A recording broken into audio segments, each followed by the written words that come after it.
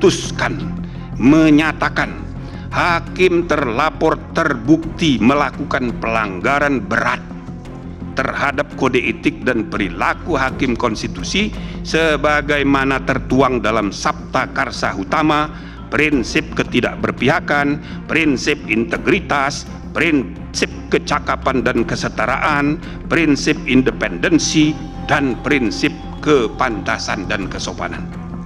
2. Menjatuhkan sanksi pemberhentian dari jabatan Ketua Mahkamah Konstitusi kepada hakim terlapor. 3. Memerintahkan Wakil Ketua Mahkamah Konstitusi untuk dalam waktu 2 kali 24 jam sejak putusan ini selesai diucapkan memimpin penyelenggaraan pemilihan pimpinan yang baru sesuai dengan peraturan perundang-undangan. 4. Hakim terlapor tidak berhak untuk mencalonkan diri atau dicalonkan sebagai pimpinan Mahkamah Konstitusi sampai masa jabatan hakim terlapor sebagai hakim konstitusi berakhir. 5. Hakim terlapor tidak diperkenankan terlibat atau melibatkan diri dalam pemeriksaan dan pengambilan keputusan dalam perkara perselisihan hasil pemilihan presiden dan wakil presiden, pemilihan anggota DPR, DPD dan DPRD, serta pemilihan gubernur, bupati dan wali kota yang memiliki potensi timbulnya benturan kepentingan. Selanjutnya, saudara-saudara, ada dari 3 orang pendapat berbeda 1 orang. Saya persilakan. Pemirsa, kali ini kembali hadir program yang sudah lama ditunggu-tunggu oleh pemirsa Surabaya TV. Apalagi kalau bukan the one and only Hukum di Mata Bowo. Bersama Profesor Dr. Haji Sunarno Edi Wibowo SHM Hum, dosen Magister Hukum UNESA dan AUI Kuala Lumpur, Malaysia. Langsung saja kita sapa, apa kabar Prof. Bowo? Alhamdulillah baik-baik. Baik, Sehat. sehat. Dan kembali lagi juga ada di studio kita bersama salah satu tokoh masyarakat yaitu Pak Zainal Arifin. Apa kabar Pak Arifin? Ya, alhamdulillah baik. Ketemu lagi ya Pak Arifin. Ya. Sudah siap ya, kita akan kembali mengulik tentang MK lagi nih. Ya. Yep. Oke, langsung aja deh. Dan juga tidak lupa di studio sudah ada para mahasiswa dari Universitas UWKS dan juga UINSA yang juga turut hadir sebagai audiens. Nanti mereka juga bisa bertanya-tanya langsung kepada Prof. Bowo tentang permasalahan hukum yang terkait dengan topik kita hari ini atau juga bisa di luar topik. Hari ini kita masih membahas tentang lanjutan dari kontroversi putusan MK ya Prof, tentang batas usia Capres dan Cawapres, tepatnya putusan MK nomor 90 PPU 21 2023. Putusan MK tersebut akhirnya menimbulkan dibentuknya Majelis Kehormatan atau MK untuk menelusuri dugaan pelanggaran kode etik hakim konstitusi. Dan hasilnya muncullah putusan MK tentang putusan nomor 2 MK L 11 2023, di mana Majelis Kehormatan MK menyatakan bahwa Ketua MK telah terbukti melakukan pelanggaran terhadap kode etik dan perilaku hakim konstitusi. Sanksi yang diberikan adalah pemberhentian dari jabatan Ketua MK, namun masih tetap berstatus sebagai hakim konstitusi meskipun dihapus haknya dari mencalonkan diri atau dicalonkan sebagai pimpinan MK. Dan dilarang terlibat di uji sengketa pemilu. Nah, menurut Prof. Bowo sendiri, bagaimana dengan hasil keputusan yang seperti ini nih, Prof? Ya, memang keputusan ini tidak memuaskan. Ada yang puas, ada yang nggak puas. Itu ada hal yang biasa. Namun demikian, ini sudah ketika sudah diputus, sebetulnya diputus nih. MK nomor 90 kan tadi. Itu ternyata ada persoalan. Jadi kalau kita melihat gugatan permohonan di MK itu ada posita, petitum. Nah, kemudian ada memang buktinya 3, tapi bisa mewakili. Buktinya ada KTP, ada Undang-Undang 7 tahun 2017, ada Undang-Undang 45 yaitu tentang konstitusi. Undang-Undang Dasar. Nah, dari situ akhirnya dibuatlah satu, ada namanya ada dissenting opinion, ada concurring opinion. Jadi ada hakim 9 itu pertimbangannya ada yang pro, ada yang kontra. Maksudnya ada yang nolak, tapi kan di dalam pembahasan putusan ternyata memang putusannya mengabulkan hubungannya dengan pasal 169. Nah, pasal 169 itu hanyalah batas umur itu minimal 40 tahun. Ketika Undang-Undang 7 tahun 2017 ya. Kalau nggak salah ya huruf Q. R itu adalah sesuatu yang berhubungan sekali dengan persyaratan maksudnya. Persyaratan dari capres cawapres. Nah, kemudian ternyata ada hal-hal yang memang perlu sekali ketika mengajukan permohonan ini harus ada dirugikan. Nah, ternyata apa yang dirugikan oleh mahasiswa ini? Mahasiswa memang legasinya demikian. Kok nggak dirugikan? Apa boleh sebetulnya yang permohonan ya setiap yang dirugikan ada nggak yang dirugikan? Nah, itu menjadi polemik juga. Nah, kemudian yang menjadi polemik lagi adalah satu menunjuk Gibran Raka ya. Raka Buming Raka. Memang booming gitu ya. Nah, menunjuk memang supaya wali kota Solo juga ini sesuatu yang memang ya mohon maaf ini merupakan salah satu fun berat Gibran. Nah, mahasiswa ini supaya selain 40 tapi pernah menjabat kurang dari 40 tapi menjabat sebagai baik bupati, baik wali kota, baik gubernur kan itu, kepala daerah, provinsi maksud saya. Nah, dari situlah kelihatan ini. Nah, kelihatan inilah, tapi bocornya ini dan sebagainya. Tapi ya, ini sebetulnya kalau kita bicara Mahkamah Konstitusi itu masalah tentang benteng ya, tentang suatu ya undang-undang. Jadi ketika undang-undang itu bertentangan dengan undang-undang dasar, maka itulah yang dikaji. Ternyata akhirnya seperti ini diperbolehkan lah. Dengan adanya satu putusan ini, akhirnya apa?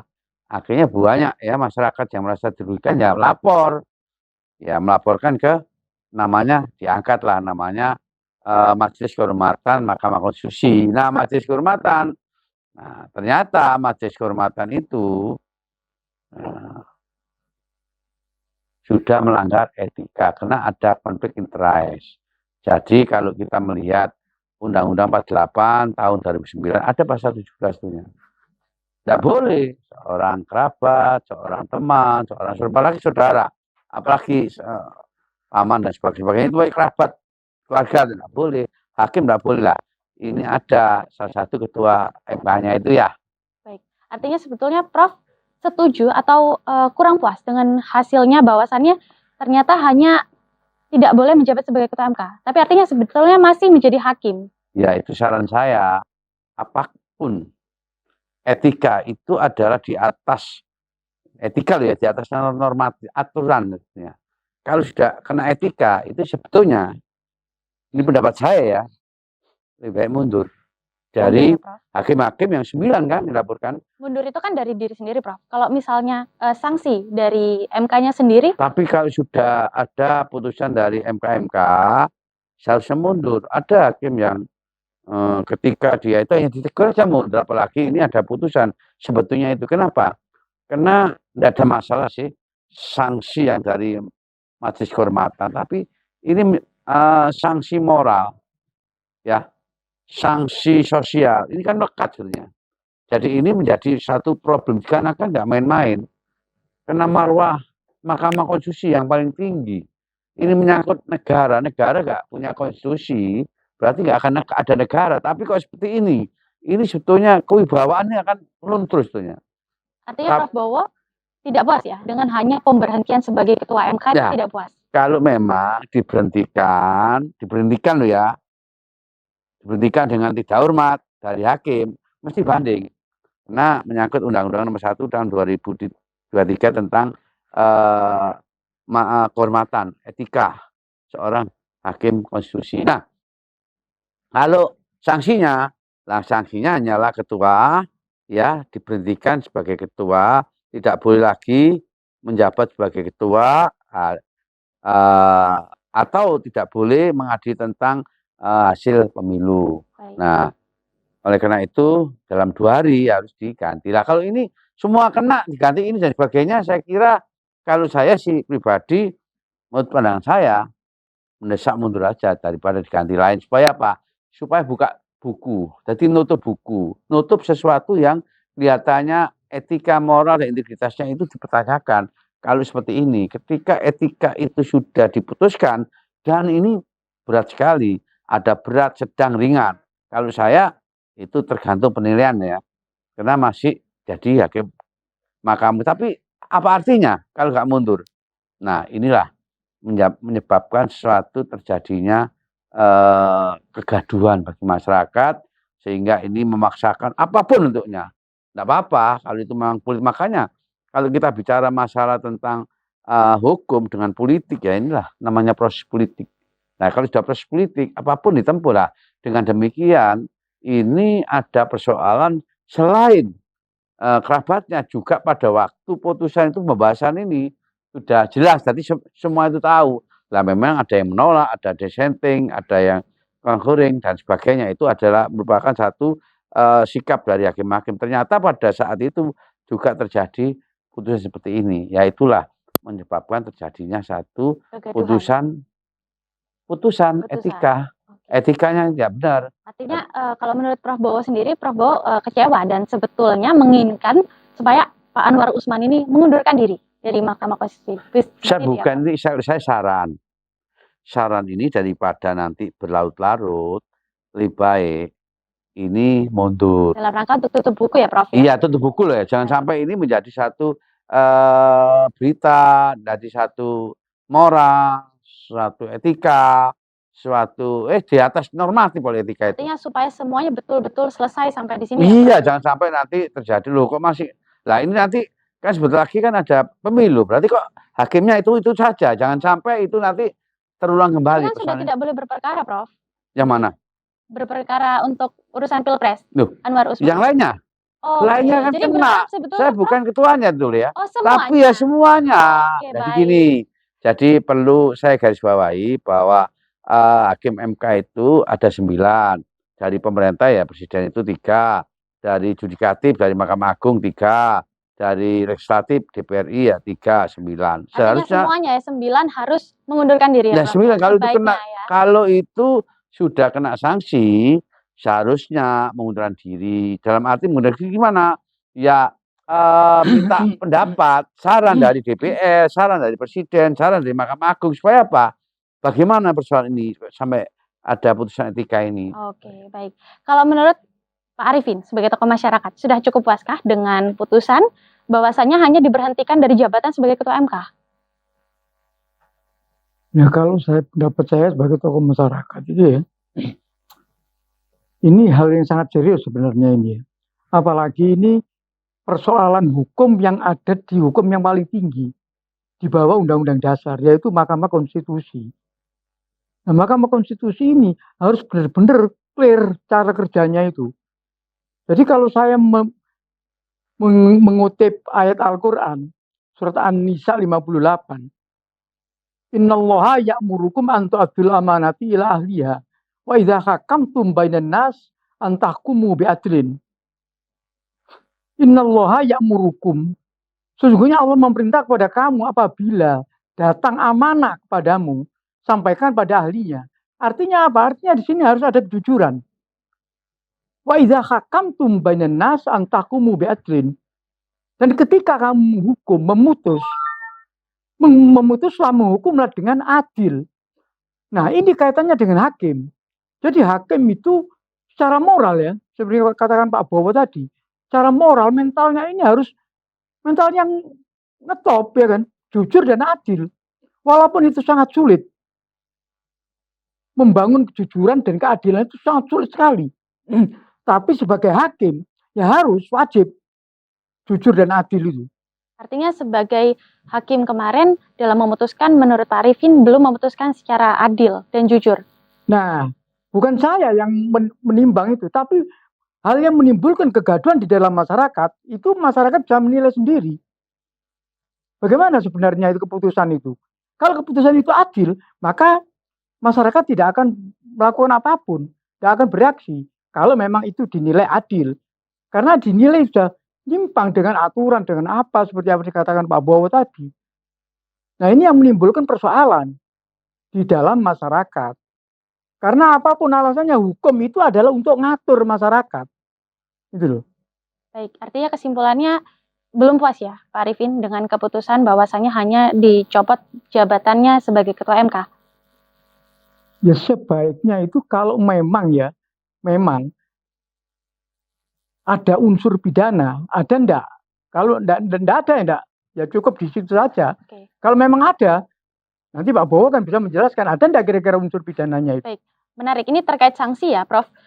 Seperti yang sudah dikatakan oleh Pak Arifin, kalau menurut Peraturan Mahkamah Konstitusi Nomor 1 Tahun 2023 tentang Majelis Kehormatan dijelaskan bahwa sanksi pelanggaran hakim konstitusi itu dapat berupa teguran lisan, teguran tertulis, atau bahkan sampai pemberhentian dengan tidak hormat. Sementara kan yang sekarang terjadi ini hanya pemberhentian dari jabatan Ketua MK, namun masih tetap berstatus sebagai hakim konstitusi.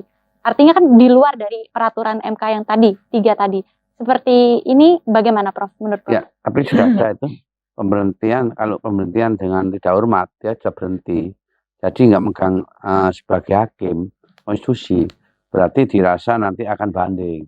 Syaratnya untuk diberhentikan secara tidak hormat itu harus seperti apa, Prof? Nah, itu pelanggaran berat tuh etikanya. Tapi yang ini tidak mendapatkan pemberhentian tidak hormat? Tidak mendapatkan berat, tapi ada win-win solution, ada kompromi putusannya. Sepertinya keputusan yang kompromi. Oke, jadi menurut Prof Bowo ini adalah keputusan yang kompromi sehingga tidak diberikan sanksi berupa pemberhentian. Baik. Menurut teori hukum ya Prof, sebetulnya bagaimana sih mekanisme penerapan sanksi atas hakim konstitusi yang benar? Pada kondisi seperti ini, apakah hanya menerima teguran lisan atau tertulis, atau pemberhentian tidak hormat, atau bahkan bisa masuk ke ranah pidana, Prof? Kalau ranah pidana ketika ada sesuatu yang berhubungan gratifikasi, contohnya di dalam Undang-Undang 31 tahun 99, diperbarui 2021 pasal 12 dan 11. Jadi gratifikasi itu ada penyuapan. Oke. Kalau hakim tidak disuap kena. Kalau ada penyuapan berarti bukan ranahnya pidana, tapi tindak pidana korupsi. Berarti kalau hanya sekedar etik, bukan tentang suap, hanya tidak bisa sampai pemberhentian ya? Bukan pemberhentian lagi, bisa dipidana kalau ada suapnya. Oke. Contohnya kalau Akil Mukhtar dulu kan dipidana, seumur hidup kan. Ya ada penyuapan itu baru kena. Jadi beda case. Beda case. Kalau ini adalah tentang adanya konflik interest ya kalau nggak salah itu ya. Jadi ada antara ponakan dan pamannya kan gitu. Ini menarik nih.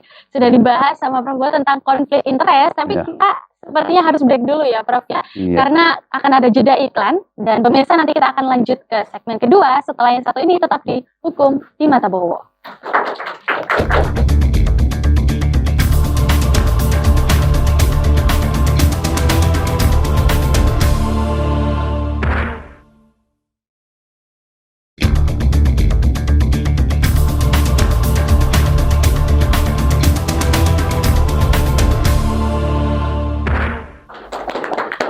Lagi di Hukum di Mata Bowo. Kita lanjut lagi ya Prof obrolannya karena tadi kita sudah sempat singgung tentang konflik interest. Nah, Prof, yang dimaksud dengan konflik interest itu sebetulnya apa? Dan dalam kasus ini konflik interestnya itu berupa apa, Prof? Nah, itu menyalahi kode etik. Ya, tentunya antara ketuanya ya, ketua MK-nya ya, ini adalah pamannya. Kemudian ada nama dari keponakannya. Seakan-akan sudah tahu ini.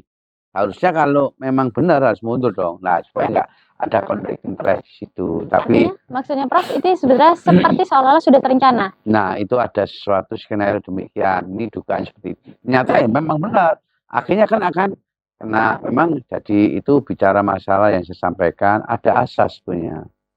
Ada peraturannya Prof kalau asas memang keluarga tidak boleh mengadili. Asasnya ya nemo iudec, faksinya itu demikian. Nemo iudec. Ya, jadi maksudnya kalau hakim itu tidak diperbolehkan ketika ada hubungannya mengadili ya tadi saudaranya, kerabatnya, temannya dan sebagainya tidak boleh. Kalau tahu harusnya mengundurkan diri. Contohnya seperti itu di dalam memang ada asas apa ya, spesialis Dorgat regionalisasi gini.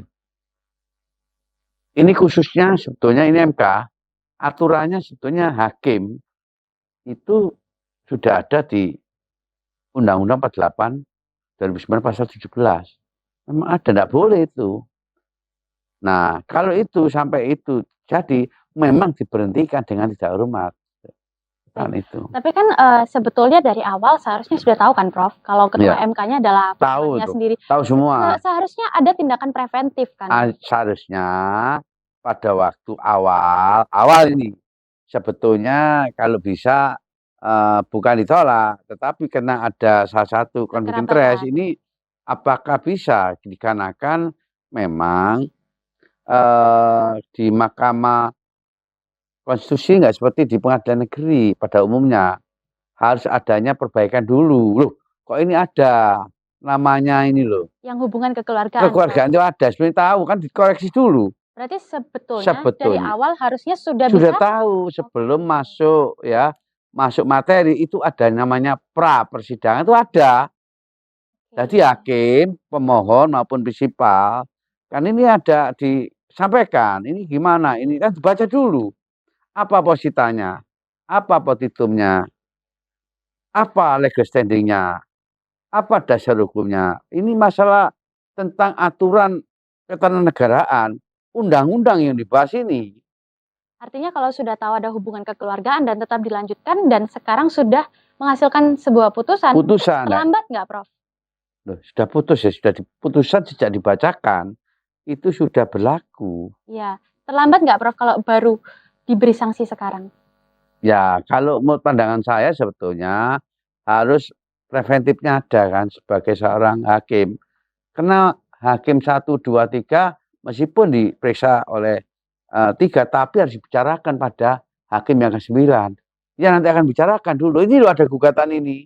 Kan bagaimana? Apakah pada waktu itu ditolak, di NU, dikabulkan, ya toh? Itu ada 5 hal sebetulnya. Artinya sebagai tindakan preventif sebetulnya dari awal seharusnya bisa diganti. Iya, digugurkan kan bisa. Digugurkan. Sorry ya saya mohon maaf loh ya.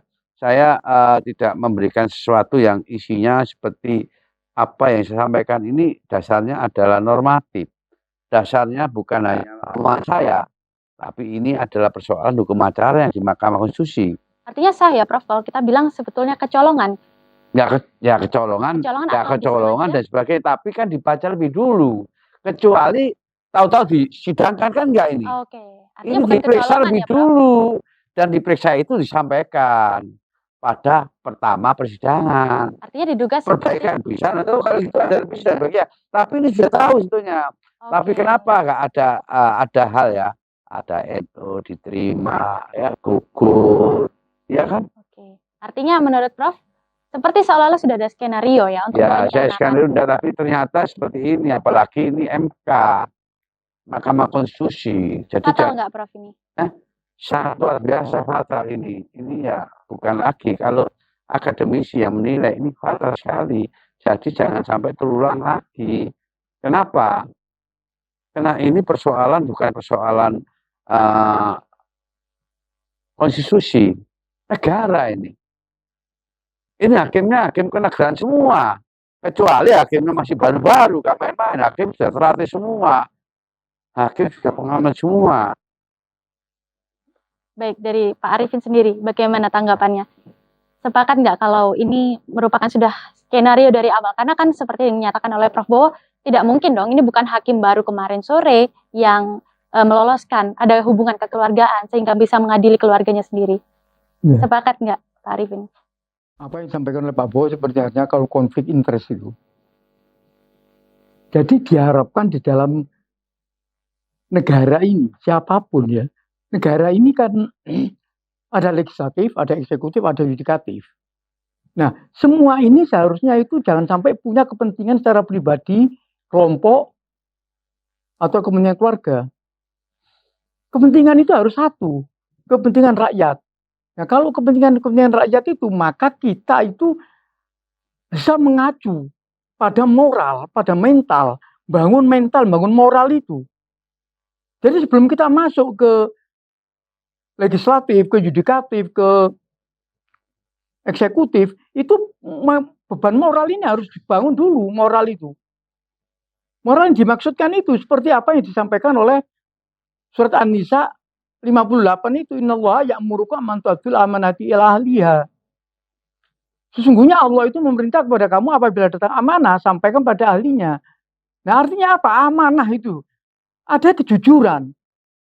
Jadi jangan sampai ketika menduduki satu jabatan apapun, baik di negara, di swasta, dimanapun, itu ketidakjujuran itu terus dijalankan. Adanya kepentingan interest, kepentingan pribadi atau kelompok itu. Jadi yang membuat permasalahan itu adalah kepentingan yang pribadi itu. Bukan kepentingan untuk rakyat. Itu yang bisa menimbulkan banyak hal. Banyak terjadi pergesekan. Seperti yang sekarang ini. Pergesekan-pergesekan seperti itu. Artinya dengan adanya kepentingan pribadi di luar kepentingan negara ini menimbulkan pertanyaan bagi moral dan etika para hakim. Betul sekali. Ya kan? Makanya moral hakim itu seperti yang dilanjutkan aja itu, wa idza hakamtum bainan nas an tahkumu bi'adlin. Dan ketika kamu menghukum, ketika kamu memutuslah bi'adlin dengan adil. Nah, adil ini ya yang sangat sulit. Harus berimbang. Berimbang itu maksudnya apa? Jangan sampai nyakiti sini, yang kena sini. Tapi semuanya harus benar-benar ada di tengah-tengah, benar-benar berimbang. Kalau orang itu memang salah, ya salah. Memang ini bukan aturannya misalnya 40 tahun, ya sudah 40 tahun. Artinya putusan yang didapat sampai saat ini belum mencapai yang namanya adil dan berimbang ya Pak Arif. Nah, ini yang harus diupayakan. Memang saya pernah bertanya kepada seorang profesor, bagaimana adil bisa ditegakkan? Wah, sulit Pak. Memang sulit. Menegakkan keadilan jangankan untuk orang lain, untuk dirinya sendiri saja sulit. Oke, menarik ya. Menegakkan keadilan itu sulit rupanya ya Pak. Nah, teman-teman kita di studio ini udah ada yang excited mau nanya nih Prof, bahwa di studio kita juga sudah hadir teman-teman para mahasiswa yang akan bertanya seputar putusan MK ini. Waktu dan tempat kita persilakan. Perkenalkan, nama saya Sofia Maharani, mahasiswa dari Universitas Wijaya Kusuma Surabaya. Saya ingin bertanya kepada narasumber tentang menurut pasal 17 Undang-Undang Nomor 8 Tahun 2009 tentang kekuasaan kehakiman. Apakah betul jika hakim memiliki konflik kepentingan dengan perkara yang disidangkan, wajib mengundurkan diri dari persidangan, dan apabila hal itu dilanggar, maka putusan hakim menyatakan tidak sah dan hakim yang melanggar dapat dikenakan sanksi administratif atau sanksi pidana. Terima kasih. Alhamdulillah ya, bagus. Jadi ini memang sebagaimana di dalam kekuasaan kehakiman Undang-Undang 48 tahun 2009, yaitu pasal 11. Ketika hakim yang melakukan tindakan etika, tindakan yang hubungannya dengan ada konflik interest, ada hubungannya dengan hal-hal yang sifatnya ketika mengadili ya, keluarganya, anaknya, ponakannya, ini harus putusannya harus ditolak, atau harus kalau nggak ditolak atau hakim tersebut kalau nggak mundur diberhentikan dengan tidak dihormat atau persoalan pidana. Nah, kenapa kok nggak dilakukan seperti apa yang disampaikan pada putusan MK ya, dikarenakan putusan ini kompromi. Kalau nanti diberhentikan bisa saja banding, atau bisa saja nantinya ada upaya hukum yang lain. Dalam arti kalau ada upaya hukum yang lain, nah, oleh Prof. Jimli ini nanti kalau ada hakim yang selanjutnya bukan yang ini tapi yang lain, nanti kemasukan angin. Kalau kemasukan angin jadi masalah kan. Nah, hukum seperti ini ya itulah. Ya, itu mungkin pertimbangan Pak Jimli. Sebetulnya apa yang disampaikan bisa saja itu putusan dibatalkan, bisa saja putusan itu ada pidananya dan seterusnya. Dalam arti begini, itulah yang namanya putusan kompromi. Kalau itu sampai diberhentikan dengan tidak hormat dan tidak bisa menjadi hakim kembali, hakim konstitusi, maka dia banding.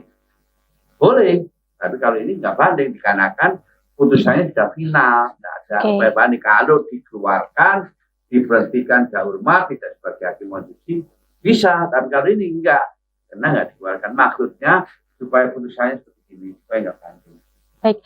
Menarik ya. Tadi Prof juga sempat singgung tentang kompromi, Prof. Iya. Karena yang seperti yang kita tahu hanya dicopot jabatannya sebagai ketua MK, Iya. tapi tidak diberhentikan secara tidak hormat. Bisa. Kompromi seperti apa, Prof? Kompromi kalau diberhentikan dengan tidak hormat seperti hakim konstitusi, nanti akan ada terjadi banding. Kalau banding kan hakimnya bukan Pak Jimli lagi, Profesor Jimli. Hakimnya kan lain. Oke. Takut ada dugaan nanti kemasukan angin. Masuk angin gimana nih, Prof? Mungkin diperjelas. Warnanya merah. Masuk kalau angin warna warna merah ya, itu. Prof? Ya. Baik. Ini Prof, sepertinya ada satu lagi, Iya. Prof, mahasiswa kita yang mau tanya. Waktu dan tempat kami persilahkan, monggo. Baik, terima kasih. Perkenalkan, nama saya Aida dari Universitas Wijaya Kusuma Surabaya. Izin bertanya, Prof. Apa sih yang dimaksud dengan hak ingkar terhadap hakim yang menangani perkara? Hak ingkar terhadap hakim yang menangani perkara disertai dengan hak ingkar itu bisa saja seorang baik pemohon maupun penggugat atau tergugat atau termohon. Sama itu demikian. Jangan mengadili perkara ini dikarenakan ada hubungan ingkar atau hubungannya dengan menolak juga boleh.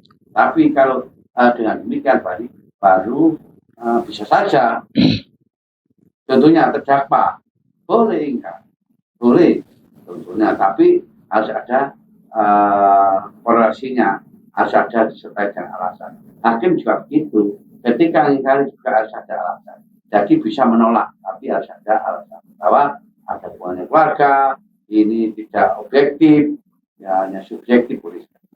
Demikianlah yang dimaksud dengan hak ingkar terhadap hakim yang modus perkara. Oke, apakah sudah cukup menjawab pertanyaan? Sudah. Baik, Prof, dan juga pemirsa, kita akan break lagi. Nanti kita akan lanjut ke segmen terakhir, tetap di Hukum di Mata Bowo.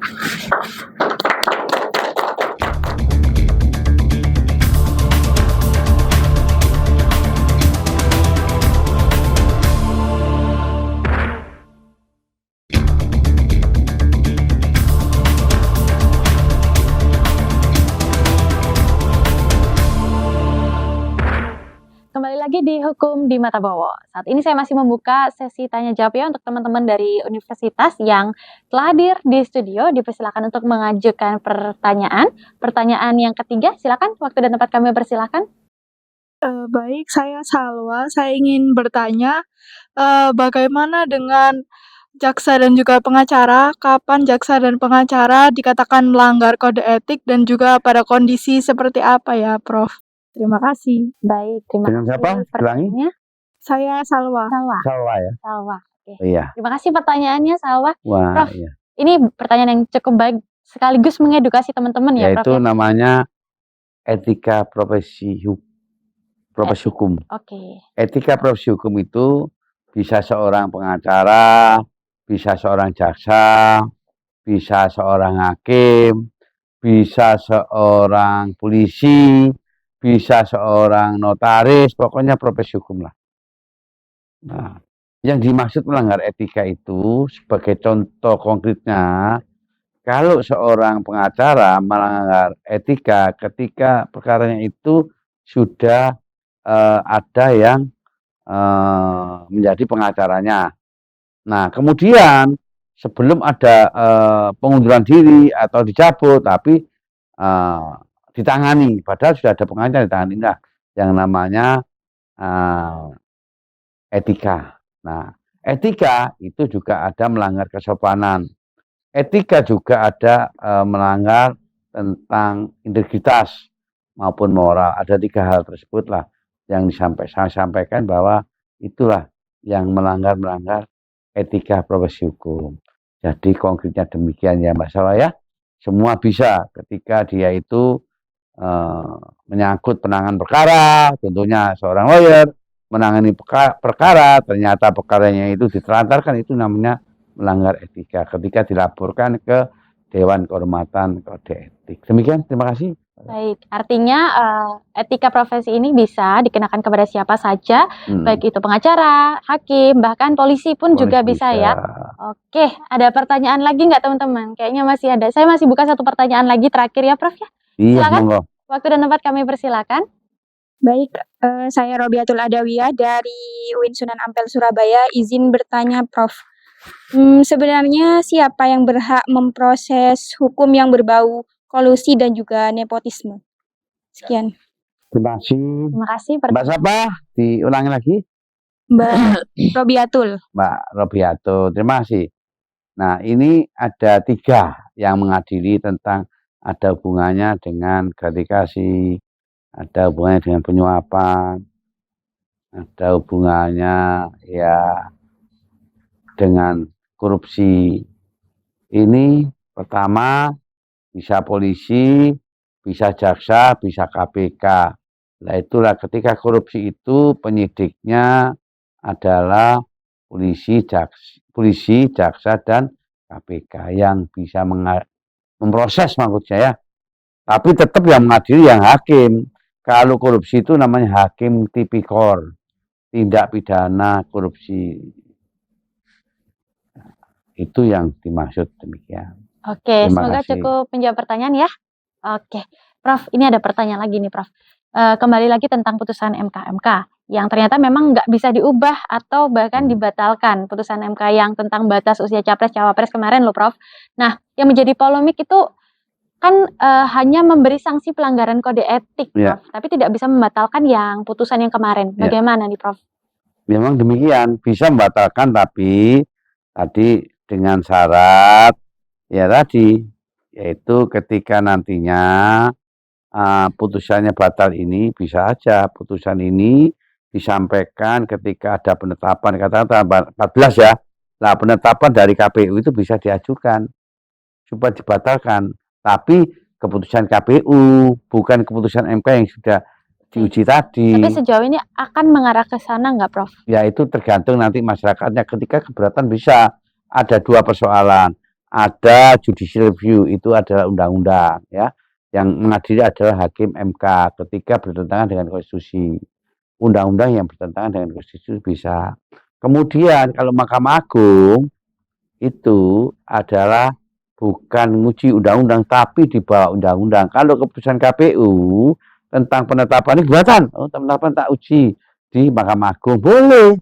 Nah, itu namanya uji materi dan judicial review. Ada perbedaan demikian. Artinya sebetulnya ke depan masih bisa akan Ada berubah ya? langkah-langkah ke depan masih ada. Oke. Iya. Nah, menurut Pak Arifin sebagai tokoh masyarakat tentang putusan ini, kecewa nggak Pak dengan putusannya bahwasannya hanya dicopot sanksi gitu loh, tapi tidak mengubah hasil dari batas usia capres dan cawapres? Apakah berdampak juga terhadap citra MK di masyarakat?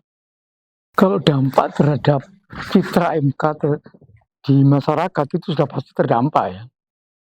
Karena yang saya katakan tadi, masyarakat itu pengennya itu jujur adil. Ya, adalah jujur dan adil. Nah, bagaimana cara mengelola negara ini agar supaya jujur dan adil itu? Ya, bangun moral. Jadi pertama peranan agama itu harus benar-benar bisa berperan agama itu. Bagaimana membangun moral di keagamaan itu? Agar supaya pejabat semua yang jadi itu kan awalnya dari rakyat. Awalnya dari rakyat biasa ini ya. Lalu mereka menjadi pejabat. Nah, kalau rakyat ini sudah keagamaannya itu sudah kurang kuat, maka bagaimana kalau dia menjadi seorang pejabat? Otomatis keagamannya kurang kuat.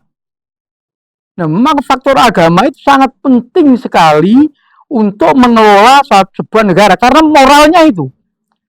Seperti yang dikatakan oleh surat Ali Imran ayat 104. Wal takum minkum ummatu yad'una ilal khair wa ya'muruna bil ma'ruf wa yanhauna 'anil munkar wa ulaika humul muflihun. Hendaklah ada di antara kamu sebagai umat yang mengajak pada kebaikan. Kalau ada umat yang ngajak, secara otomatis ada umat yang diajak. Diajak mana? Ilal khair. Pada hal yang baik. Apa yang baik itu? Ya, gampangannya sejahtera. Lalu siapa yang ngajak itu? Wa ya'muruna bil ma'ruf. Dan memerintahlah kamu, menguruslah kamu. Yang ngajak itu bil ma'ruf dengan ma'ruf, dengan mengetahui, memahami situasi dan kondisi yang diajak itu. Jadi siapa yang ngajak itu? Otomatis pemerintah. Jadi pemerintah itu harus memahami situasi dan kondisi dari rakyatnya. situasi dan kondisi dari wilayahnya. Itu harus betul dipahami. Wa yanhauna 'anil munkar, dan mencegah daripada mungkar. Mungkar itu nakiro, hal yang tidak diketahui, hal yang tidak dimengerti. Nah, kalau siapapun ya, pemerintah, pejabat, dalam keluarga, itu kalau sudah bisa menjalankan pemerintahan, pengelolaan, itu dengan memahami situasi dan kondisi, dan mencegah daripada kemungkaran, hal yang tidak difahami, maka predikat yang akan didapatkan itu adalah wa ulaika humul muflihun. Dan mereka-mereka termasuk orang-orang yang jaya, yang menang, yang bagus. Karena apa? Karena sudah dapat menjalankan kemakrufan dan mencegah kemungkaran. Nah, ini yang harus dibangun, ditata. Ya. Nah, ini adalah peran daripada tokoh-tokoh agama. Dan hukum itu juga sumbernya dari agama. Sebelum ada hukum ini agama dulu ada. Lalu dicukir, diambil. Jadilah hukum itu. Jadi orang itu harus memahami agama dulu. Agama apa saja? Karena saya Muslim, otomatis saya lebih banyak bicara tentang Al-Quran.